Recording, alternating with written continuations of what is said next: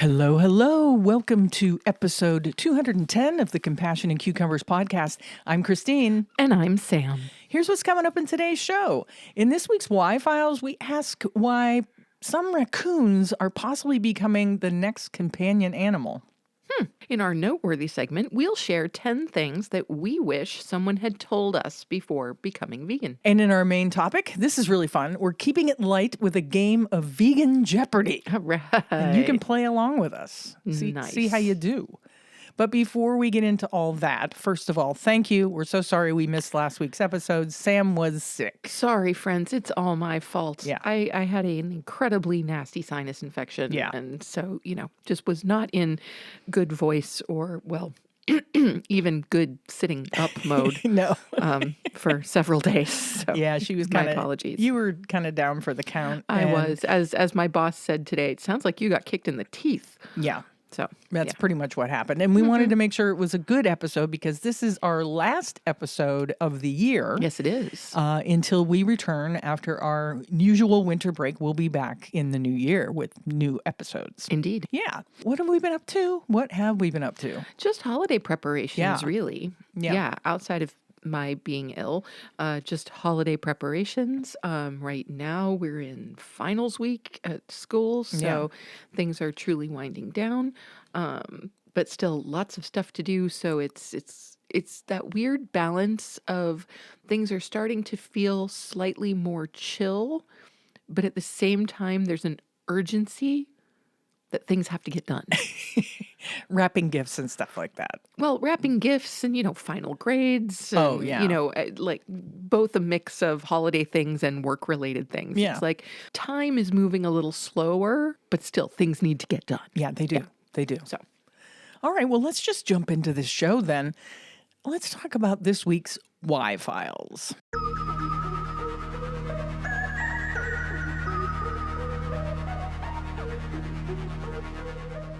So this comes to us from the BBC.com. Cuter and closer, raccoons may be on their way to becoming America's next pet. I wouldn't mind a pet raccoon. Yeah. Raccoons may be inching closer to becoming America's next pet. Affectionately referred to as trash pandas, the masked mammals known for rummaging rubbish bins for easy food are evolving based on their proximity to humans and even starting to look cuter, a new study says. Evaluation of nearly 20,000 photos found a clear reduction in snout length in urban raccoons compared to their rural cousins, a physical shift consistent with the early stages of domestication seen in cats and dogs.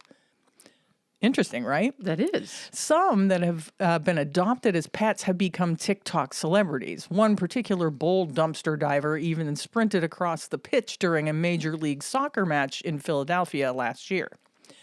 The striped-tailed mammals, also nicknamed backyard bandits, are widespread across the contiguous U.S. Their ability to thrive in both wild and urban settings has left them occupying an unusual space in American life. Beloved pet in some neighborhoods, persistent pest in others. The proximity to humans could signal that the creatures are growing more comfortable around us, or, scientifically speaking, dampening their innate flight responses, according to the study published in the Journal of Frontiers in Zoology. The softening of their features could be due to shifts in their flight or fight responses on a cellular level, it says. This urban domestication starts with trash, the study's co-author, Raphaela Lesh of the University of Arkansas at Little Rock told Scientific American. Trash is really the Kickstarter, she said. Wherever humans go, there's trash, and animals love our trash. But to take advantage of this endless buffet, wildlife must strike a delicate balance, bold enough to root through bins and navigate human environments, yet not so bold as to pose a threat. If you have an animal that lives close to humans, you have to be well behaved enough, Lesh said. That selection pressure is quite intense. The finding, the author said, is consistent with the domestication syndrome phenotype. Domestication syndrome, anatomical and morphological changes such as curly tails, floppy ears, depigmentation, smaller brains, and reduced facial skeletons are commonly cited as some of the most salient traits, the study says. Those traits are also seen among more common household pets, such as dogs that evolved from wolves. The study's authors also hypothesized that the domestication process is wrongly believed to be initiated by humans who have captured or selectively bred animals in the past. The process might actually begin much earlier than previously thought, they said, notably when animals became habituated to human environments. Only animals with dampened flight or fight responses would succeed best, the authors wrote. This makes the initial stages of the domestication process a process of pure natural selection. So very interesting that they're finding the snoots and the faces of urban raccoons are evolving in order to make them more cuter in human eyes. Well, exactly. Yes. So making them cuter and therefore more compatible. Yeah. Yeah, it's really interesting. It is bizarre. Well, I mean, and it doesn't surprise me at all. Yeah. I mean, come on.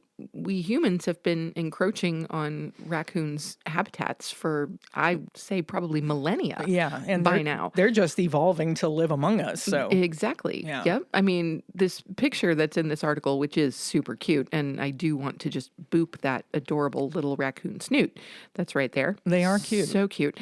I mean, I always just go back to remembering the 2 baby raccoons we had a number of summers ago. This was a long time, maybe 10 years ago or more. Yeah. We had a pair of young, very young raccoons, and they would just come kind of toddle up our driveway and swing off of the bird feeders to get all of the seed down to the ground. And we would, shoo them away and, that kind of a thing. And they would just toddle down the driveway and look back at us like, oh, yeah, we'll be back. Yeah. They were really bold. They were very bold and just so cute. Yeah. Yeah. So we actually took down our bird feeders that summer because I didn't want to encourage them. Yeah. I would have been perfectly happy seeing them come back every day. I know, but then they go, oh, well, why don't we just live under this deck? Because we're closer to the food. So, especially since they were young ones and didn't seem to have an adult watching them. So like maybe the mother maybe got hit by a car or something like that. They were definitely on their own.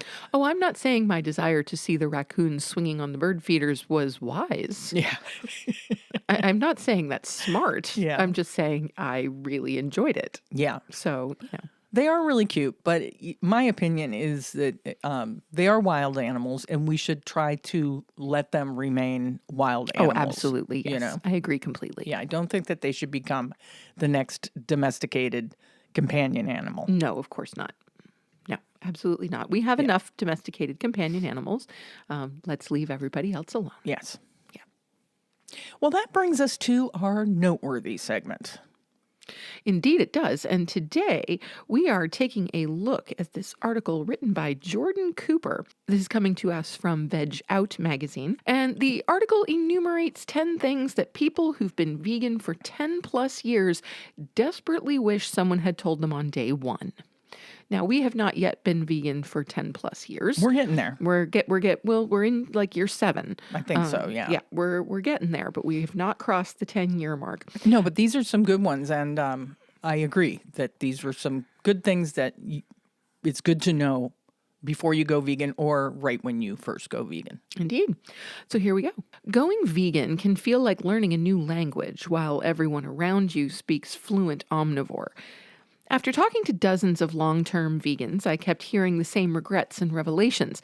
Here's what they wish they'd known from the start. 1, you don't need to justify yourself to everyone. Right. That's Frankly, a big one. I feel like everybody needs to learn this, not just vegans. Right. Nobody really needs to justify themselves. No.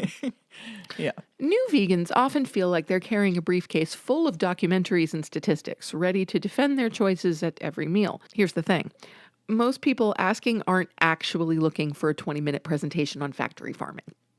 A simple, it works for me, or I feel better this way, shuts down 90% of awkward conversations. Save your energy for people who genuinely want to understand. The rest are just making small talk while eyeing your plate.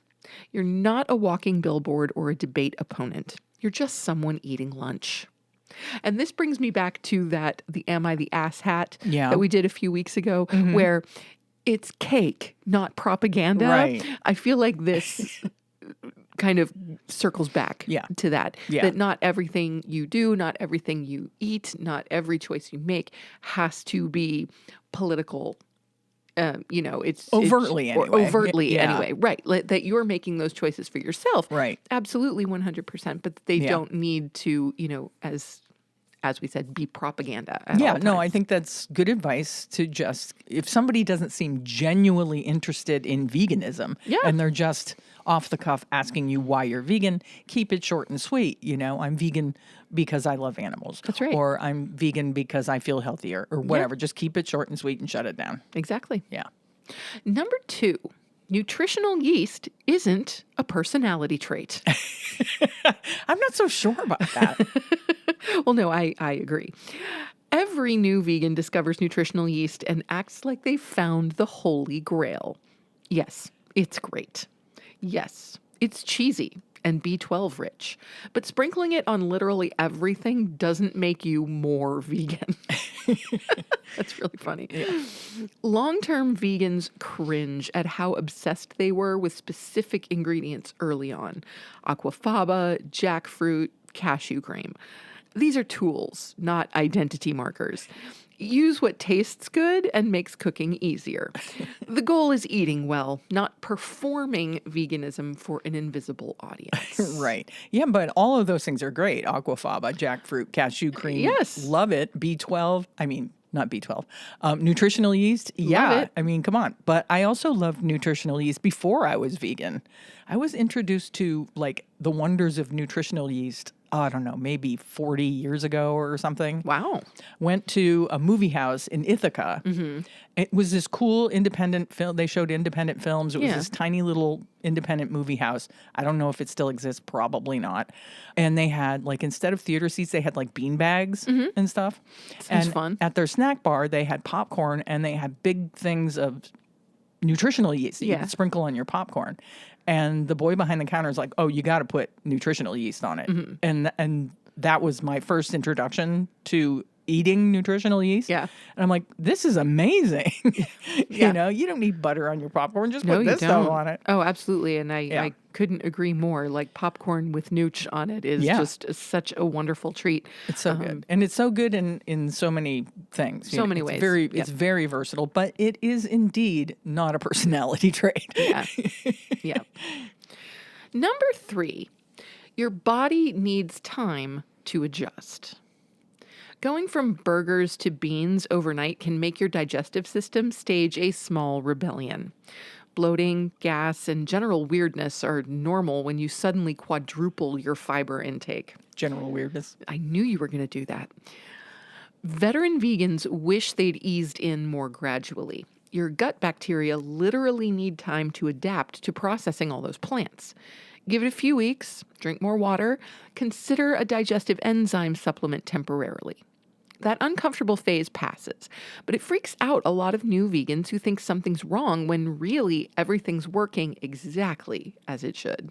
Yeah, I have to say, I don't think either of us really had that much of No. a problem. We ate a lot of beans and grains and fruits and vegetables Anyway, prior to becoming vegan. So I think it was a pretty easy digestive adjustment for us. I didn't have any of that, initial digestion issues, but I have heard of people who don't, who haven't been incorporating those things into their diet. Yeah, if you start eating a bunch of beans and your system's not used to it, you're definitely going to notice a difference. oh yeah, it's going to take a toll Yeah. for sure.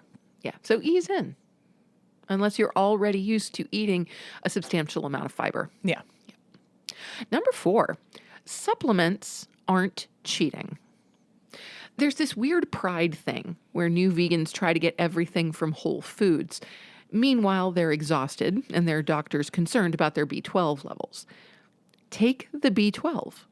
Take the vitamin D if you live somewhere cloudy. Maybe add omega-3s from algae. Omnivores supplement too. They just don't talk about it as much.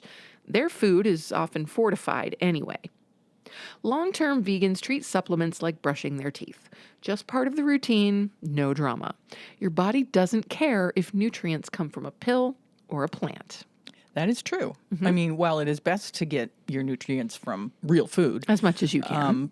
it's good to supplement. We both take a one a day. A multivitamin. Yep. Multivitamin. The Vega vitamins Yep. are really good, completely vegan, and totally affordable. Yes. So I highly recommend those. I do too.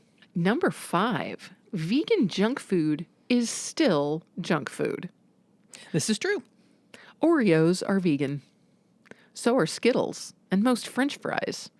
New vegans sometimes gain weight because they think the vegan label means health food. A diet of vegan pizza, cookies, and processed meat alternatives isn't automatically healthy just because no animals were harmed. Long-term vegans learn to treat these foods like anyone should. Occasional treats, not dietary staples. That's what we do. Occasionally, we get the Wegmans brand nuggets, Chicken nuggets, yep. vegan Don't be chicken chicken. nuggets, which are really good. But we don't keep them all the time. Nope. Occasionally, we'll have Beyond sausage in something. What else? Occasionally Impossible burgers. Yeah, very rarely one of us will get like a hankering for Yep. like a hamburger, and we'll get Impossible meat and make our own hamburgers with Yeah. it. And it really scratches that itch. It does. You know? Yeah, it really does. Yeah. The ethical part is sorted, sure, but your body still needs actual vegetables, not just things that happen to be plant-based. Yeah, you don't want to live on replacers for sure. Oh, definitely not. It's processed food is processed food. That's right. And not only, can processed food be an issue, but it's so much more expensive Right, yeah. to live primarily on replacers Yeah. or substitutes. Totally unhealthy for your budget. Yes, absolutely. Number 6, you'll lose some friends, and that's okay. I want to preface this before you go into it that if you lost a friend because you went vegan, then that person wasn't really your friend. I agree with that So- completely. Because I can't think of a single person that I've lost as a friend Yeah. because I went vegan. Yeah, me neither. But I think it's kind of the same way for people who maybe go sober. Oh, And so you lose that connection with people that maybe you went out drinking with or something like that. So Yeah. maybe, if there's people that you used to go to Buffalo Wild Wings with, they and might suddenly you can't eat the yeah, wild wings. They Yeah. might not want to hang out with you. Right. So Some friendships are built on shared activities, and if those activities revolve around food, things might get weird. People take your dietary choices surprisingly personally. Long-term vegans stopped trying to maintain relationships that required them to constantly minimize or hide their values. The friends who matter figure it out. They learn to pick restaurants with options or cook meals everyone can enjoy. The ones who make every gathering about your veganism, they were probably exhausting in other ways too. yeah, and I guess I would say that, going vegan is a good barometer Yeah. to tell who your real friends are, you know? Yeah. Number 7, meal prep is your secret weapon. The vegans who struggle are usually the ones grabbing whatever's available when they're starving. The ones who thrive, they've got containers of cooked grains, chopped vegetables, and prepared proteins ready to go. Spending 2 hours on Sunday saves you from a week of sad salads or expensive takeout. It's not Instagram-worthy advice, but it's the difference between sustainable and constantly stressed. Future you will be incredibly grateful when you open the fridge and find actual food instead of random vegetables slowly dying. Oh, that's so sad when random vegetables slowly die. It really is. Yeah, we try not, just for food waste reasons, we try not to let that happen. I don't spend 2 hours a week food prepping, but anytime I make like a grain or possibly sometimes when I make tofu, I will make a little extra. Definitely if I make a scramble, I always make extra Oh, yeah. so that we can have it several days. Like Christine made us this wonderful tofu scramble on Saturday. So we had this beautiful scramble with toast on Saturday morning. And then she said, oh, well, I made a double batch. So I knew that we would be having breakfast burritos on Sunday. Yeah. And it just makes things really simple Yeah. To just even have a few of those things. Yeah, and like when you're cooking grains, just make a little more than you need for that meal, and you'll have enough for a second or maybe even a third meal. Right. And It same makes thing things like when easier. you're making a pasta dish. Yeah. Like just make extra. Pasta keeps quite well for several days. Yeah. So you automatically have another serving ready to Yeah, go. leftovers, baby. Number 8, read ingredients, but don't become obsessive. Yes, some sugar is processed with bone char. Yes, some wines use fish bladders for filtering. You can drive yourself completely insane trying to avoid every possible animal derivative. Long-term vegans pick their battles. They focus on the big stuff and don't spiral over trace ingredients or processing methods. Perfectionism helps nobody and makes veganism look impossibly difficult to outsiders. Do your reasonable best. The goal is reducing harm, not achieving some impossible purity standard that doesn't actually exist. Yeah, that's good advice. As far as the sugar goes, you can easily avoid bone char if you buy organic sugar. Yes. But if you can't afford organic sugar, don't beat yourself up Right. because they don't put on the package whether it's been processed with bone sugar or not. No. So any raw sugar or organic sugar is not going to have bone char because it's the process where they turn the sugar, that sugar white that you know. That's where the bone char comes into it. And as far as fish bladders being used for filtering wine, that's another thing. You're not going to see that on the outside of a bottle. Right. If you're concerned, you would have to contact the winery that the wine came from and ask them how they make their wine, Yep. you know? Yep. But yeah, don't make yourself crazy over it. Right. Yeah. Just look out for the major players. Yeah. Obviously meat, fish, dairy, eggs, honey, confectioner's glaze, just those kinds of things. Yeah, the things that are easy to spot in an ingredients list. That are obvious. Yeah. That's right. That's right. We can't reasonably expect ourselves to eliminate all harm that we do in the world. I mean, just me driving to work, how many insects do I probably kill driving to work every morning? That kind of a thing. And that's unavoidable. So because we can't completely eradicate all of the harm that we do, our next best thing is to make active choices that will reduce harm, but then again, not to make ourselves crazy about it. Number 9, your reasons might evolve, and that's fine. Maybe you started for health reasons and later cared more about ethics, or you began for the animals and now you're most passionate about environmental impact. Your motivation doesn't need to stay frozen in time. Long-term vegans often have completely different reasons for staying vegan than they did for starting. They wish someone had told them that changing perspectives doesn't make you a hypocrite. It makes you someone who keeps learning and growing, which is actually the whole point. Yeah. A lot of people seem to have a problem with that these days, that you can change your mind about things. Now, as far as we go, we are vegan for all of those reasons. We are. So, and I think we initially went vegan for all of those reasons. Yeah, So, it was kind of a combo. I don't think any one of them stood out. yeah. It was, oh my gosh. This is terrible. Why are we supporting this industry? Exactly. Period. And all of the terrible things surrounding it. Now, I think at this point, we would probably say that of those 3 things of, environmentalism, health, and the animals, I have a feeling we would both pick the animals as number 1. I mean, we're primarily ethical vegans, but ethically speaking, because of the harm that comes to animals, and because of the harm that comes to our planet. Yes. Because of the harm that comes to ourselves. Yes. So that is all of those reasons, you know? It is. Yeah. All wrapped up in a nice little bow. Yeah. Number 10, it gets so much easier. It does. Those first few months feel like navigating a maze blindfolded. You're reading every label, explaining yourself constantly, and wondering if you'll ever just automatically know what to order. Then one day you realize you're not thinking about it anymore. You know your go-to meals, your reliable restaurants, your quick answers to annoying questions. It becomes as natural as anything else you do daily. So some final thoughts. Every long-term vegan wishes they could tell their stressed-out beginner self, relax. You'll figure it out, and it'll be easier than you think. The learning curve feels steep because you're doing something different from most people around you. But different doesn't mean difficult forever.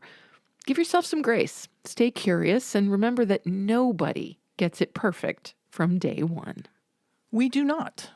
We do No. not. We've all, I'm sure, have made the mistake of maybe purchasing something at the grocery store only to bring it home and find out it's got eggs in it or milk powder or something like that. And there's no point in beating yourself up about it. We're trying. We're all trying. And that's all you can do. That's right.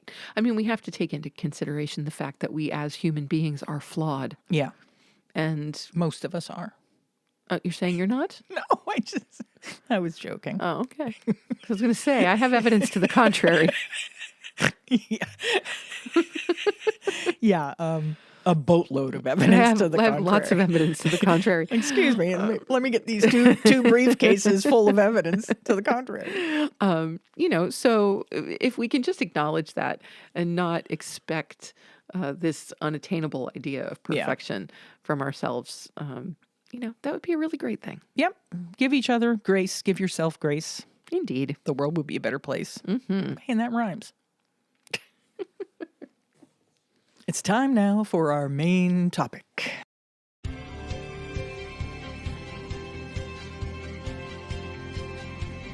This is Jeopardy!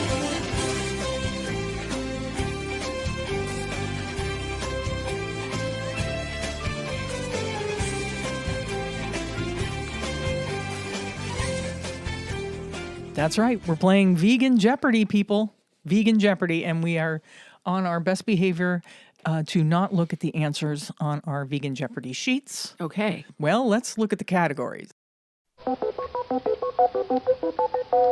The categories are vegan history, nutrition and health, plant-based foods, eco and environment, and vegan kitchen know-how. So would you care to start the game? All right. Well, then you know what? I'm going to start super, super easy. Vegan history for 100, Alex. Vegan history for 100. Here's the clue. Remember, this is Jeopardy, so your answer must be in the form of a question. In the form of a question. Yes, thank you. This word was created using the first and last letters of vegetarian. What is vegan? Correct. Let's You still have control of the board. Okay, let's keep going with vegan history for 200.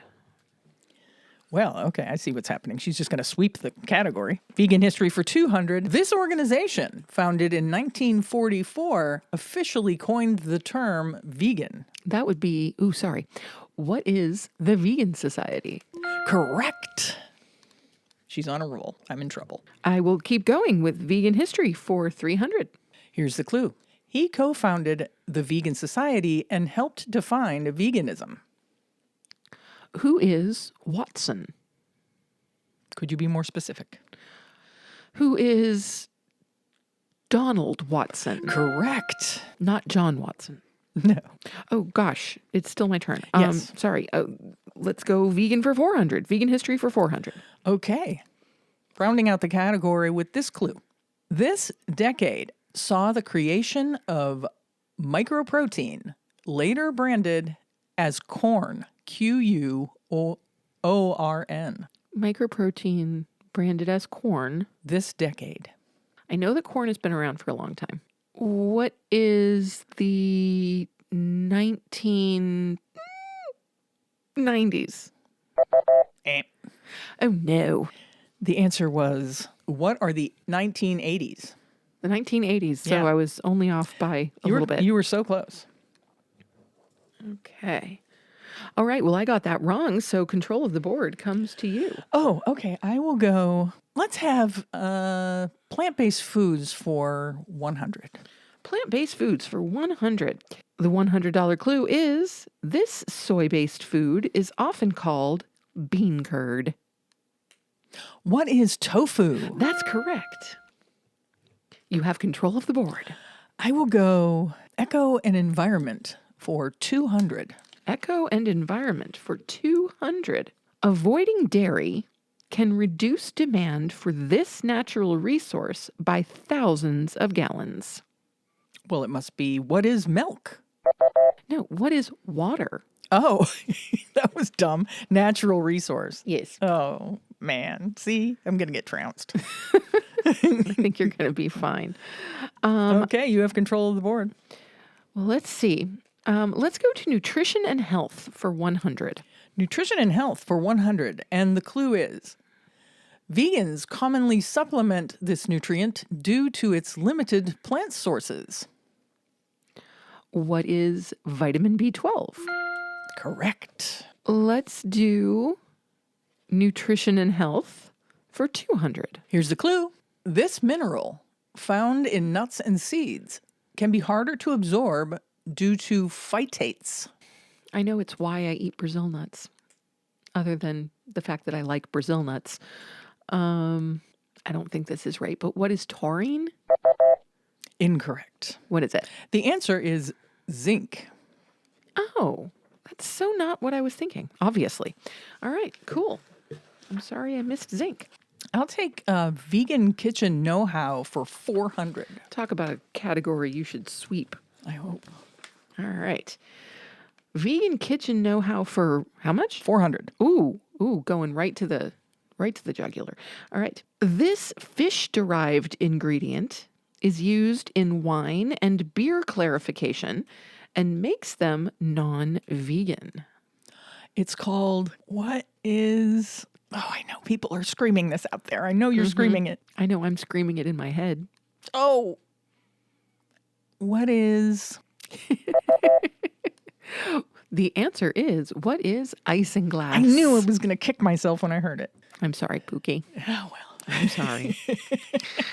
All right. It was right on the tip of my brain. Yeah, I'm sure. Yeah, I know you know that.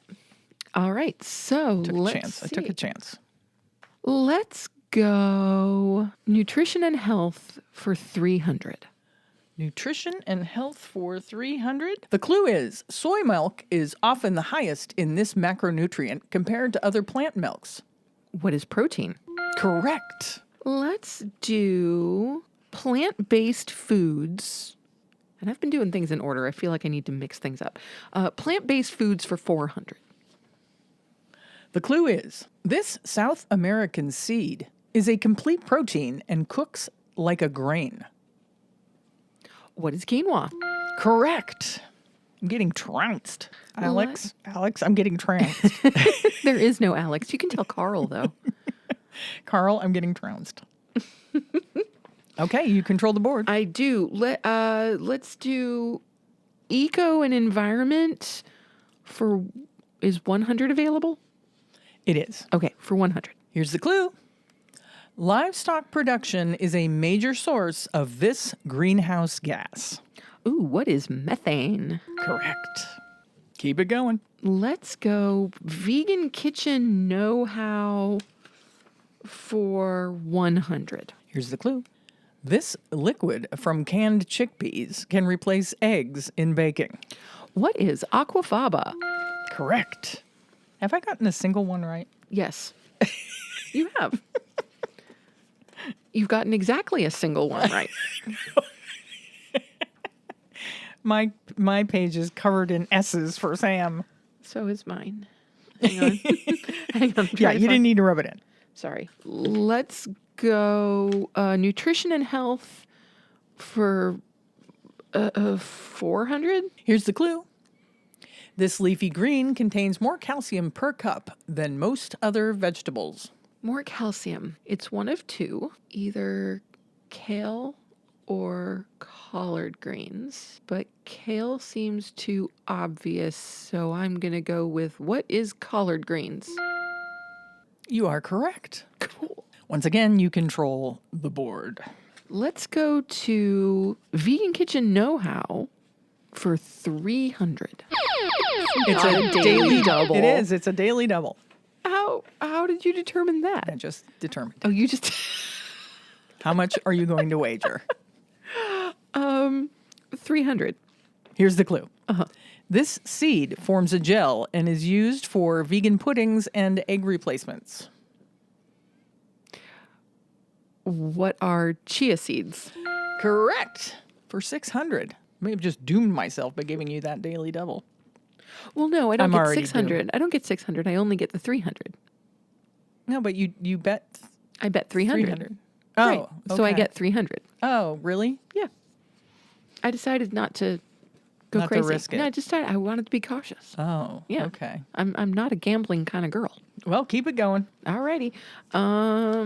Let's go plant-based foods for 200. Here's the clue. Nutritional yeast is prized for its flavor similar to this dairy product. Oh, well, what is cheese? Yes. We just talked about that. What is cheese? I may never regain control of the board. Well, I kind of doomed myself by going for a 400 question right off the bat. So it's my own fault. It's bad strategy.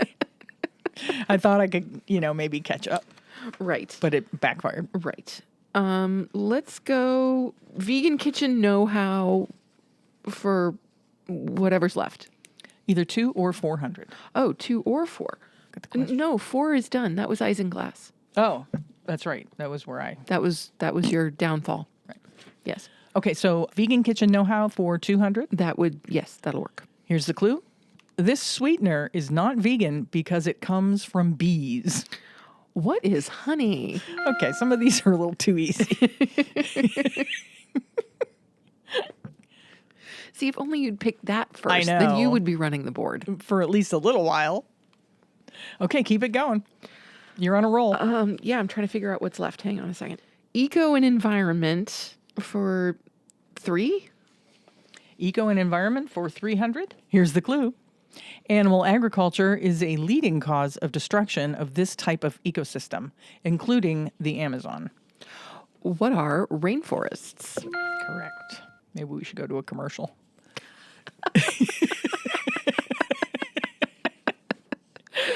Do you need a commercial break? No, keep it going. Okay. We're running out of questions. We are. Can we do plant-based foods for, I think, 300? Plant-based foods for 300. The clue is, this tropical fruit is used to make vegan pulled pork due to its texture. What is jackfruit? Correct. We got another Ken Jennings on our hands here. I'm so sorry. What? Why are you apologizing? You're doing good. Well, yes, I understand that, but at the same time, I feel like you're not getting to play, and it's turning into the Chris Asks Sam Trivia Questions hour. That's okay. Okay, so eco and environment for 400. Okay, eco and environment for 400. Here's the clue. Shifting to plant-based eating is promoted as a solution to this global crisis affecting sea levels and weather patterns. What is climate change? Correct. And that's the game. Let's go to the scoreboard. Chris has, let's see, Christine came in with 0 points. No, you have 100 points. Oh, I have 100? I You have have 100 100 points. points. Oh, I get to take $100 home.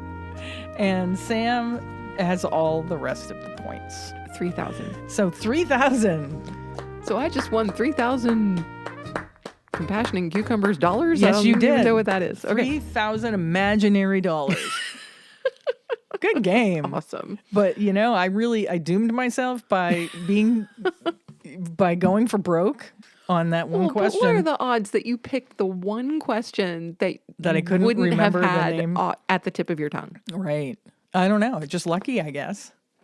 That's So just crazy. yes, congratulations, That's just some Sam. bad You luck. are our Jeopardy champion. But I would like to share this win because I can tell you that Christine knew the answers to all of those too, with the exception of isinglass. Oh, well, I guess so. Yeah, maybe.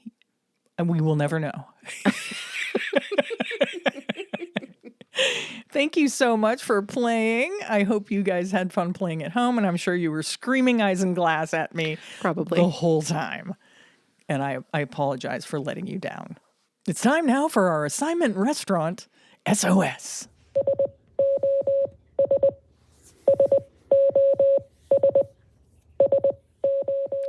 This week, we're highlighting Vegan Plate, located at 1550 West Fullerton Avenue, Chicago, Illinois. Vegan Plate is a cozy spot featuring vegan Thai dishes plus wraps and burgers for dine-in or delivery. Yeah, you want to look at their menu? Well, I mean, because- come on, vegan Thai? Yes, of course. Yeah. That's a no-brainer. Yeah, so this is like a fully vegan Asian takeout place.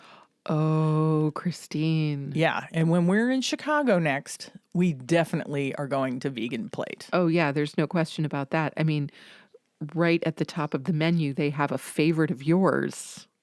Vegan crab rangoon. Yes. Yes. And it Yes. looks delightful. It does. Vegan cream cheese with soy crab meat wrapped with a vegan wonton skin. That sounds absolutely fantastic. Then they've got all kinds of lovely appetizers, garden rolls, shumai. I love shumai. I also love gyoza, and they have a couple of types of gyoza. They have a sweet chili gyoza, a curry gyoza, and a gluten-free gyoza. They also have a standard gyoza. Yeah. Of course, spring rolls. You can never go wrong with spring rolls. They've got some crispy tofu and some tofu satay. Like just really, really beautiful. Ooh, a vegan tempura. Yeah, vegan fish nuggets, lightly battered fried soy fish served with ketchup and sweet chili sauce. Beautiful. Yeah. Absolutely love it. And then you get into soup, which of course, like right now, is just soup season. I love soup. Yeah. But the veggie miso soup, which has broccoli, cabbage, napa, soft tofu, carrot, zucchini, seaweed, and scallion, that sounds absolutely amazing. Yeah. Tom yum soup, which is fresh mushrooms, tomatoes, white onions, and exotic herbs in hot and sour lemongrass broth with a choice of tofu, veggie, or chicken, gluten-free. Nice. And a favorite of mine is the tom kha kai soup. Fresh mushrooms, soy chicken, tomato, white onion, and exotic herbs in hot and sour coconut milk broth. That sounds really good. Oh, yes. Yes, yes, yes. I love a coconut milk-based broth. It's so good. Absolutely. They've also got some beautiful looking salads. The crispy tofu salad, which is essentially what we eat frequently, particularly in the spring and summer, which is crispy tofu, carrot, red onion, green onion, cilantro, and cashew nut in a spicy lime sauce. Ooh. Nice. Nice. They also have a glass noodle salad, which is mung bean noodles, tomato, mushrooms, carrots, cilantro, red onion, and chili paste tossed with a spicy lime dressing on a bed of lettuce. Yum. And they have some amazing sounding Thai curries. Yeah, a red curry, a green curry, and a yellow curry. If you've ever had Thai curries, you know the divineness that is contained within a Thai curry. It's just this specific kind of heat that's just so warming and yummy. They're amazing. Yeah. Absolutely amazing. And then, of course, we have entrees. And the one that is just smacking me in the face right now is the pad wun zen, which is stir-fried mung bean noodles, tomato, mushrooms, carrot, onion, and green onion, served with exclusive steamed brown rice and your choice of protein. Nice. Yeah, that to me sounds fantastic. Although the spicy eggplant as well, anything sweet and sour. So they do have a sweet and sour. Yeah, they have a kung pao. Yeah. Stir-fried, lightly battered soy chicken, bell peppers, carrots, onion, celery, peanut, and dried chili. Then they've got noodles and fried rice. They've got a wonton noodle soup. They've got a yakisoba. They've got a pad see ew and a pad thai. Curry fried rice, spicy fried rice. Oh my gosh, this is... and they have ramen. Yes, they do. They have a tom yum goong ramen, which is a spicy, creamy tom yum broth with soy shrimp, mushroom, and bean sprouts garnished with green onion and cilantro. I really think I would have to have that. Sounds really good. They also everything on this menu. Everything sounds delicious. absolutely fantastic. And then they've got all kinds of combinations, like just, oh my gosh. Yeah, this is going to have to be like number one on the list when we finally get out to Chicago. Yeah. I have been to Chicago several times, but I have never been to the Vegan Plate. Neither have and I. if you have, please send us a photo of your food and let us know what you got there and what you thought of it. We'll enter you in to win a gift card to Vegan Plate. And they're at 1550 West Fullerton Avenue in Chicago, Illinois. It's time now for our favorite portion of the show. Must be listener shout out time. It's listener shout out. Just want to give a shout out to all my fans watching. I love you guys. I love you. Our last listener shout out of 2025 goes to Olivia M. Olivia is a new YouTube subscriber for whom we are truly grateful. Yeah, thank you for subscribing to our YouTube, Olivia. Please send us your t-shirt size and address so that we can send you a Compassion and Cucumber swag bag. You can either text us that information using the link in our show notes. You can email us at compassionandcucumbers@gmail.com, or you can DM us on Instagram or Facebook. And don't forget, our end of the year listener shout out giveaway is coming up in January.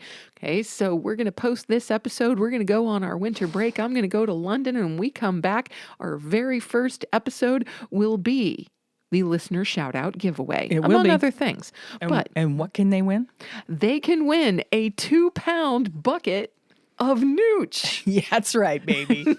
And even though nooch is not a personality type or a personality trait, it is a very large bucket of nooch, which I think you would enjoy. Yes, I do. So if you want a listener shout out, please be sure to email, text, or DM us. Tell us what you think of the show, and we'll shout you out and enter you to win. You can also nominate someone else for a shout out. You can. I guess it's time to wrap this thing up. I'm still kind of devastated about my Jeopardy loss, but I guess I can move on. I'm really sorry. I'm kidding.